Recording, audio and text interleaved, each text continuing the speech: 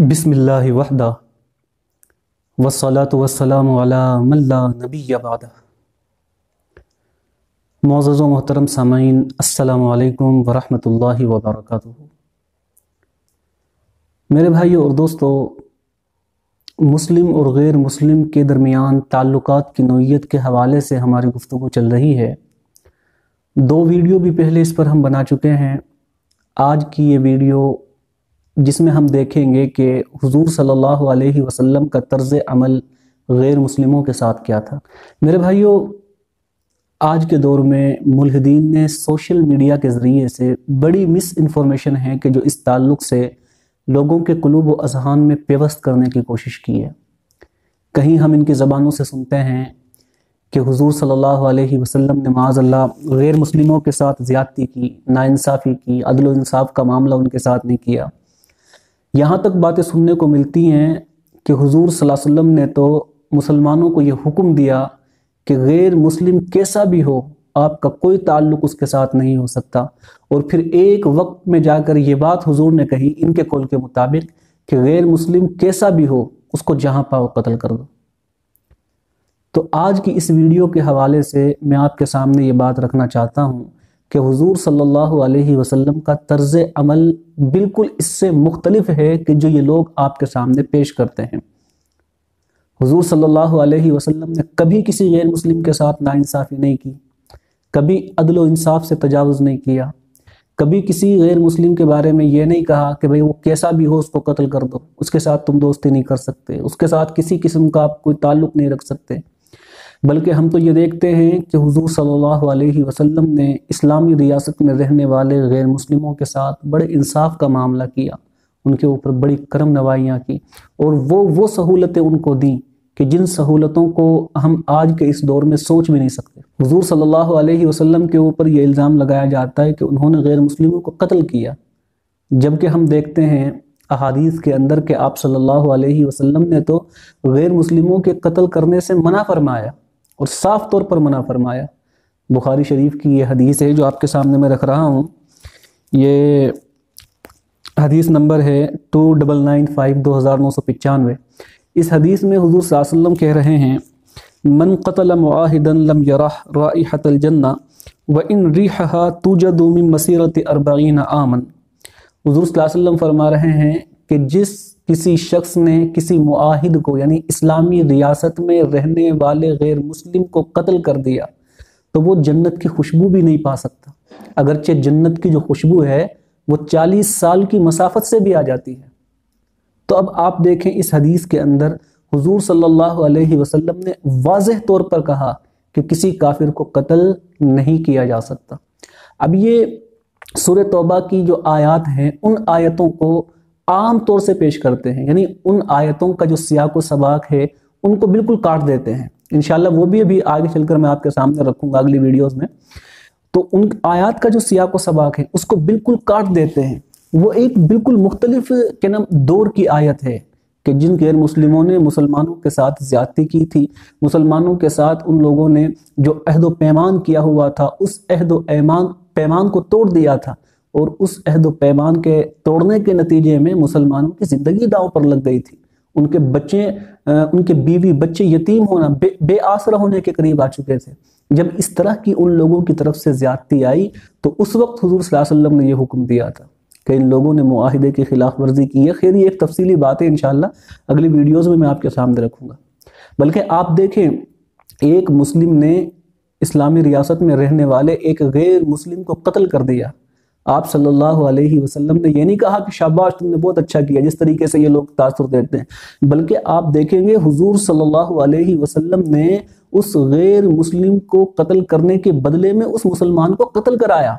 اب مجھے بتائیے کہ اگر ہر غیر مسلم کو قتل کرنے کی اجازت حضور نے دی تھی تو یہاں پر ایک ذمہ کے قتل کرنے پر مسلم کو قتل کیا گیا؟ تو اس کا مطلب یہی ہے نا کہ ان آیات کا جو سیاق و سباق ہے، ان آیتوں کا جو دور ہے، زمانہ ہے، وہ بالکل مختلف ہے۔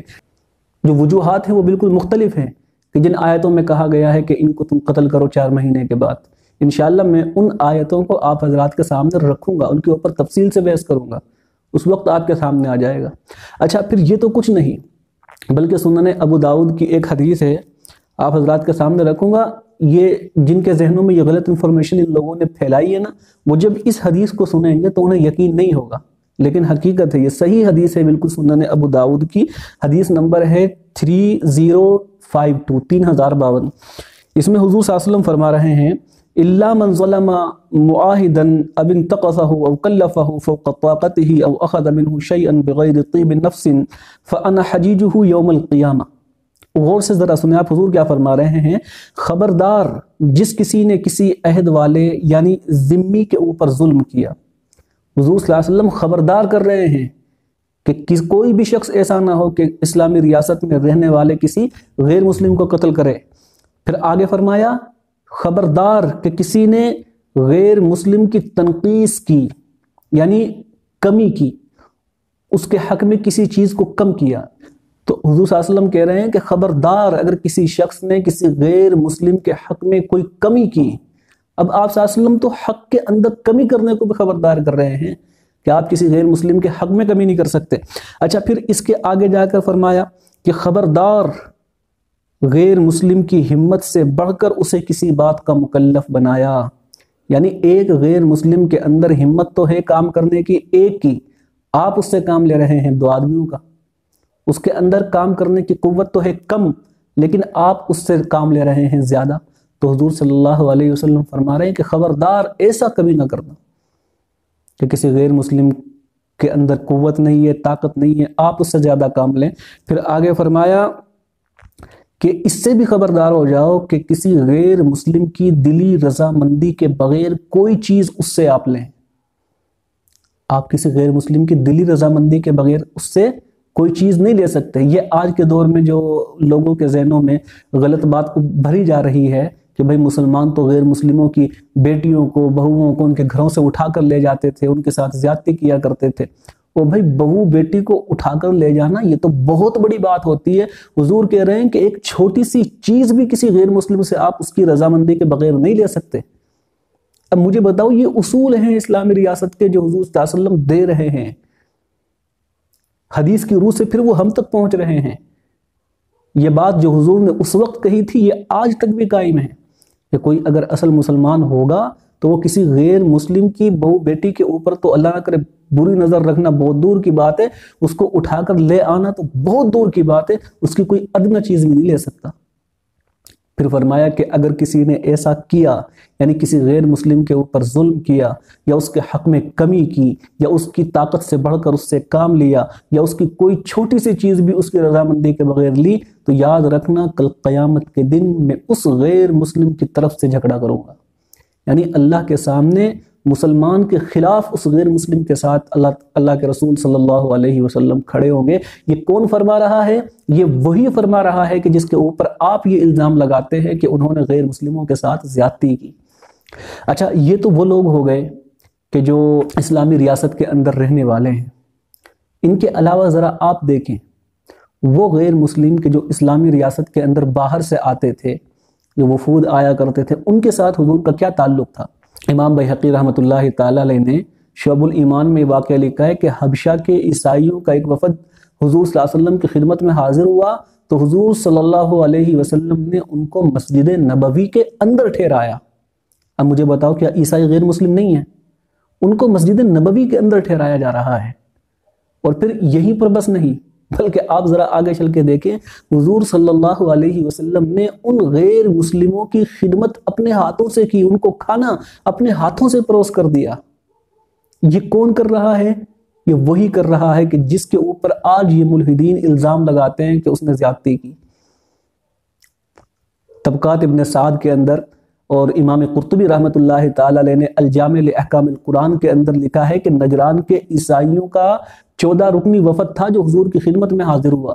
حضور صلی اللہ علیہ وسلم نے ان کو مسجد نبوی کے اندر ٹھہرایا، اور نہ صرف مسجد نبوی کے اندر ٹھہرایا بلکہ آپ حضور کی مورالٹی دیکھیں، حضور کے اخلاق دیکھیں، ان کو اس بات کی اجازت دی کہ تم اپنے مذہب کے مطابق جو نماز ادا کرتے ہو وہ مسجد نبوی کے اندر ادا کرنا،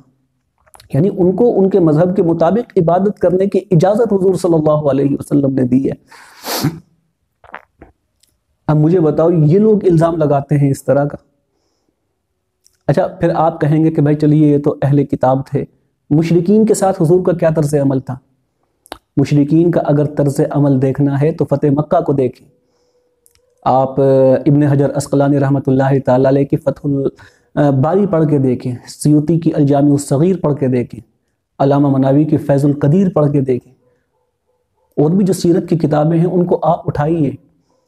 شبلی نعمانی کی سیرت کی کتاب آپ پڑھ لیجئے، ابن ہشام کو آپ پڑھ لیجئے، اور دیگر مختلف جو احادیث کی کتابیں ہیں، آپ کو سینکڑوں حوالے، سینکڑوں کتابیں اس طرح کی مل جائیں گی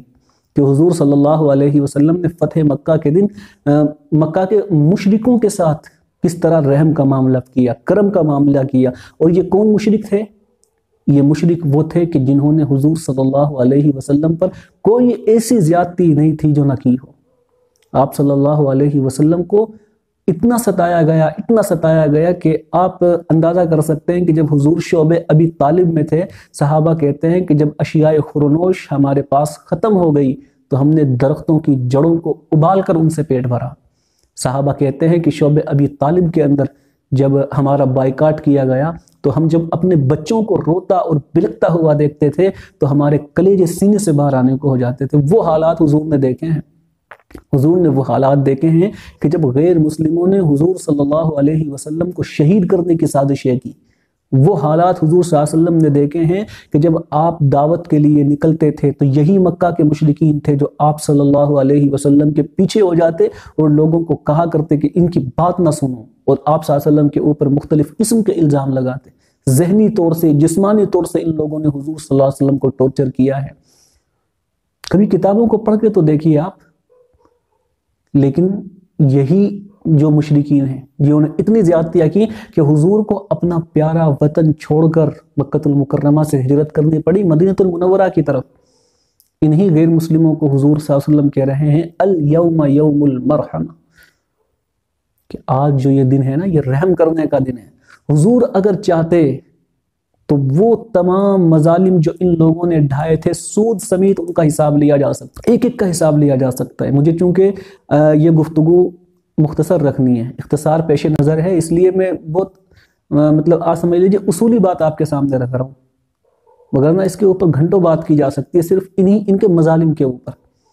لیکن حضور صلی اللہ علیہ وسلم نے کیا کیا؟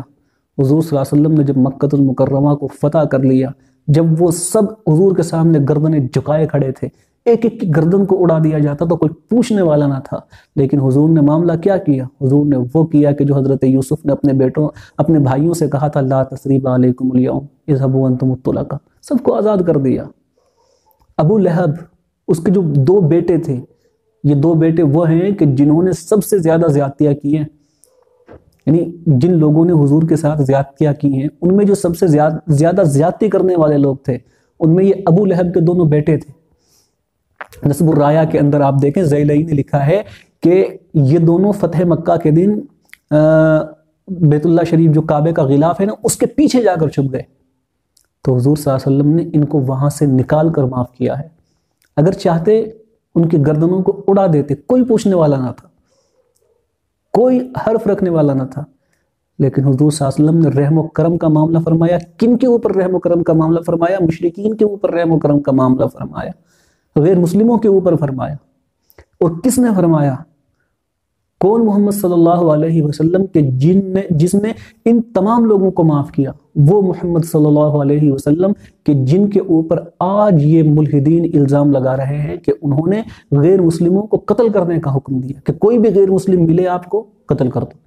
او میرے بھائی، کبھی عقل کے ناخن آپ نے لیے ہیں؟ ہوش اگر آئے آپ کو تو آپ اس بات کو سمجھنے کی کوشش کرنا کہ سورہ توبہ کے اندر